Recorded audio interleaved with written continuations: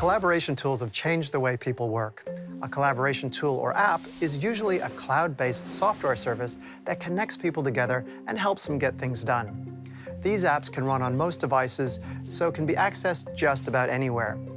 Most collaboration apps are multi-purpose in that they provide other features beyond just collaboration.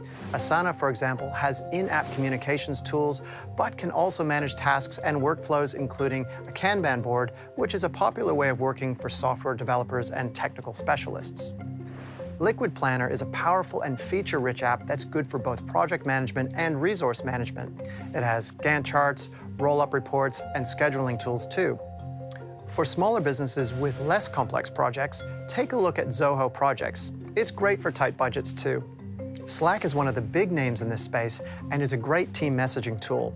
Since it's also not the cheapest option, check out Microsoft Teams, which may already be part of your Office 365 subscription and has loads of collaboration features. Alternatively, you could consider Trello. While this is mainly a Kanban-style app, it's also very easy to use, and you can collaborate on tasks and share files and ideas with each project to other members.